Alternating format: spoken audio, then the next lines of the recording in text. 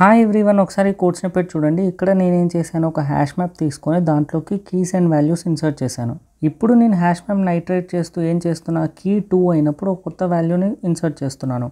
ఇప్పుడు నాకు కీ 2 ఉండడం వల్ల నేను కొత్త వాల్యూ ఇన్సర్ట్ చేస్తున్న హ్యాష్ మ్యాప్ ఏమవుతుంది, ఈ కీ అండ్ వాల్యూ వెళ్ళేసి హ్యాష్ మ్యాప్లో స్టోర్ అవుతుంది అని మీరు అనుకుంటుంటే తప్పు. కన్కరెంట్ మోడిఫికేషన్ ఎక్సెప్షన్ అని వస్తుంది. కన్కరెంట్ మోడిఫికేషన్ ఎక్సెప్షన్ ఎప్పుడు వస్తుంది అంటే, ఏదైనా ఒక కలెక్షన్ని ఐటరేట్ చేస్తున్నప్పుడు దాని స్ట్రక్చర్ని మోడిఫై చేయడానికి ట్రై చేస్తే వస్తుంది. స్ట్రక్చర్ మోడిఫై చేయడం అంటే సైజ్ చేంజ్ అయ్యేలాగా యాడ్, రిమూవ్, మోడిఫై చేయడం కానీ, ఎలిమెంట్ని రీహ్యాష్ చేయడం కానీ ఇలాంటివి చేసినప్పుడు కన్కరెంట్ మోడిఫికేషన్ ఎక్సెప్షన్ వస్తుంది. ఈ ఎక్సెప్షన్ని మనం ఎలా హ్యాండిల్ చేస్తామంటే, యూజింగ్ కన్కరెంట్ హ్యాష్ మ్యాప్ అని ఒకటి ఉంటుంది, అది యూజ్ చేస్తాం. ఇక్కడ మీకు కోడ్ ఇచ్చాను, ఒకసారి పాజ్ చేసి చూడండి. ఇంకా అదర్ మెథడ్స్ ఉన్నాయి, కానీ సేఫ్ కన్కరెంట్ మోడిఫికేషన్స్కి we consider concurrent hash map as the best solution. ఇలాంటి ప్లేస్మెంట్ రిలేటెడ్ ట్రిక్కీ క్వశ్చన్స్ ఇంకా కావాలి అంటే వీడియోని లైక్ చేసి ఛానల్ని సబ్స్క్రైబ్ చేసి మీ ఫ్రెండ్స్కి షేర్ చేయండి.